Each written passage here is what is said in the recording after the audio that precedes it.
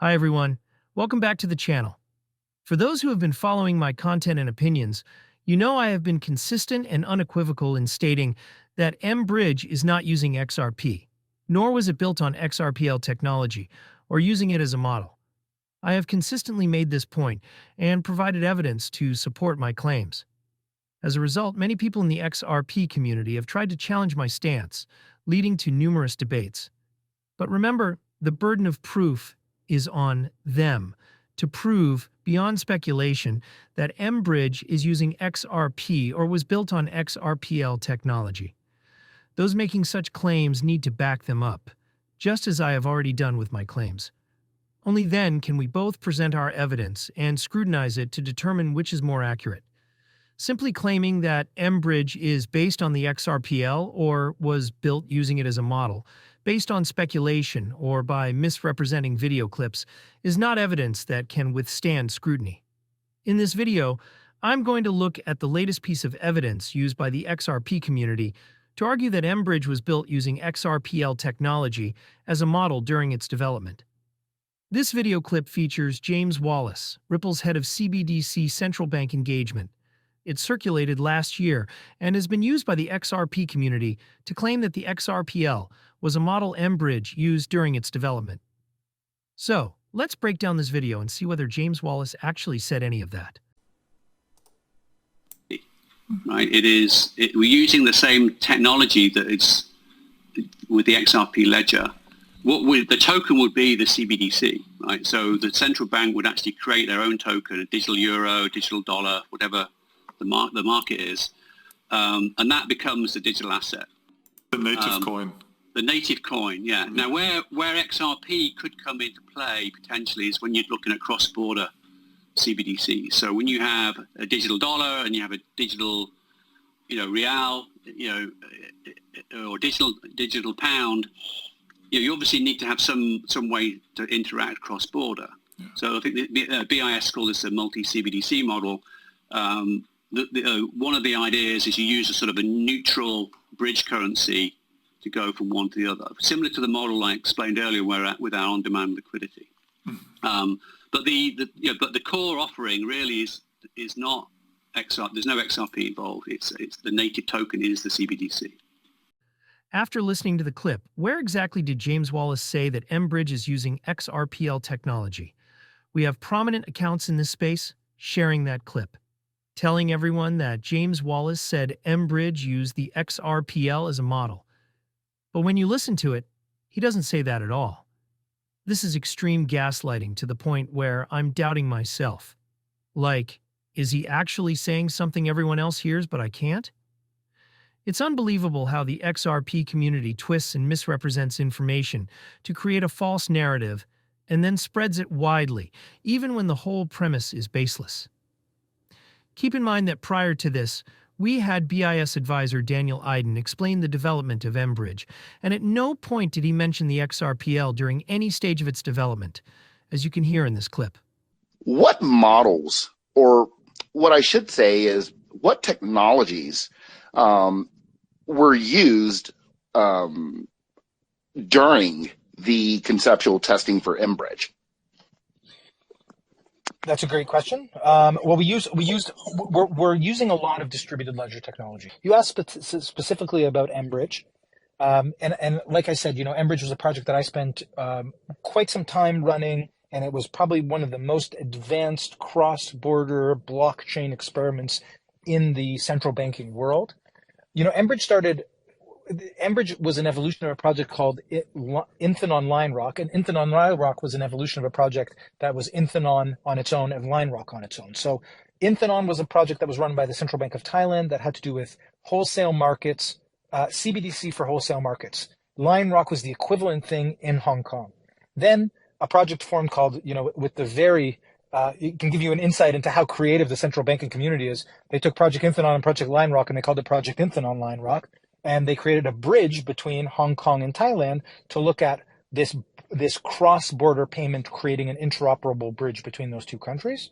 And then the People's Bank of China and the Central Bank of the United Arab Emirates joined the project. The BIS Innovation Hub joined the project, and that's when we rephrased it into this Project M-Bridge.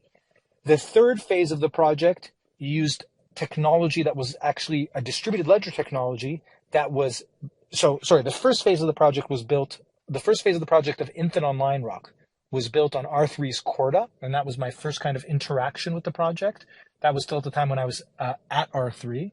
The next phase of the project was built on Hyperledger Besu, and the work there was done a lot with a partnership with Consensus. And then the third iteration of the project and the most recent iteration of the project was done on technology that was provided by the PBOC. We'll see where the fourth iteration of the project takes us in terms of technical solutions. So why are people now misinterpreting James Wallis's ambiguous clip months later to claim he said something he didn't? Anyway, here's my interpretation of what James Wallis was saying in that short clip. For context, I believe he was talking about Ripple's CBDC platform, which was created for banks to build their CBDCs. He begins by saying, we are using the same technology with the XRPL. Right, we're using the same technology that is with the XRP ledger. In other words, the Ripple CBDC platform uses the same technology as the XRPL. If you look at Ripple's press release on the Ripple CBDC platform, they mention that it leverages the power of the same blockchain technology used in the XRP ledger. James Wallis then explains how the Ripple CBDC platform works, saying the token would be the actual CBDC, which becomes the digital asset or native coin within the Ripple CBDC platform. The token would be the CBDC, right? So the central bank would actually create their own token, a digital euro, digital dollar, whatever the market is, and that becomes the digital asset. The native coin. The native coin. He goes on to explain that XRP as a bridge asset could potentially come into play when it comes to cross-border payments between two different CBDCs to swap them. However, the core offering doesn't involve XRP, and the native token is the CBDC. Within the Ripple CBDC platform, even though XRP is an option for bridging, institutions aren't required to use it as an intermediary. Yeah. Now, where XRP could come into play potentially is when you're looking at cross-border CBDCs. One of the ideas is you use a sort of a neutral bridge currency to go from one to the other, similar to the model I explained earlier, with our on-demand liquidity. But the core offering really is not XRP. There's no XRP involved. It's the native token is the CBDC.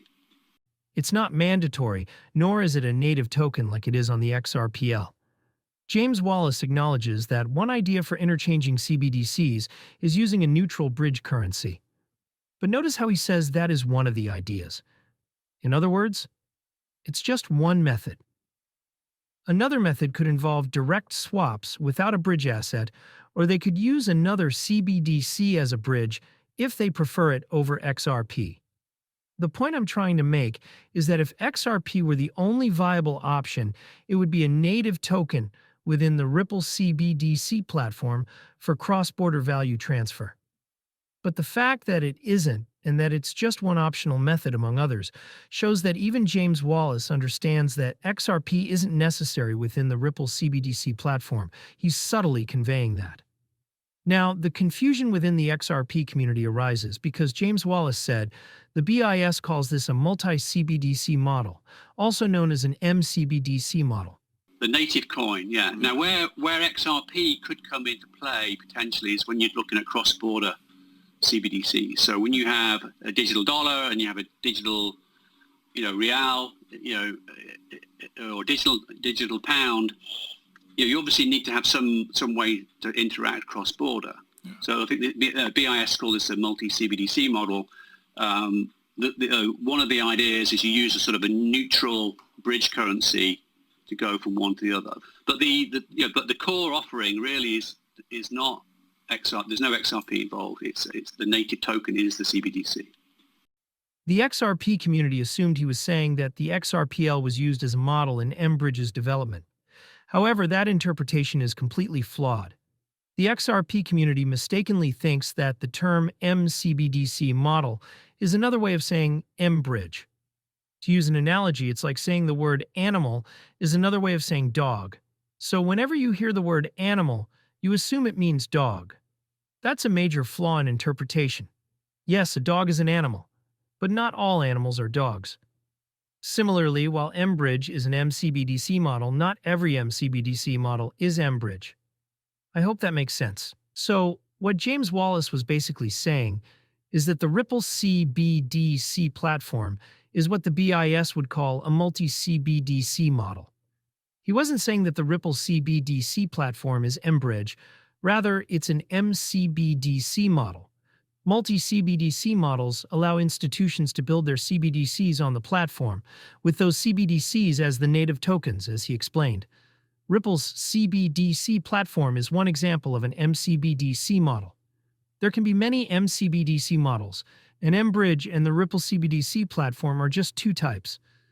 Looking at how M-Bridge functions as an M-CBDC model, it doesn't use a native bridge asset like XRP. Payments on M-Bridge are either made directly between CBDCs, or if they need to be interchanged, they use smart contract programmability for atomic swap settlements. Similarly, the Ripple CBDC platform doesn't use a native token like XRP for bridging. It's simply an option, but not a necessity. Nowhere in that video did James Wallis say or imply that XRPL technology was used as a model for M-Bridge's development. The XRP community misconstrued this clip because they lack the nuanced understanding of what James Wallis was actually saying. That's my interpretation of the clip, and it makes perfect sense to me.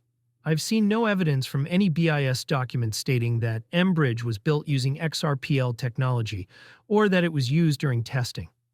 The only people spreading that idea are within the XRP community, and their evidence doesn't stand up to scrutiny. So, unless there's stronger evidence, feel free to send it my way. I'm waiting. Until then, thank you for watching. Don't forget to like and subscribe and hit the bell notification so as to not miss my next video.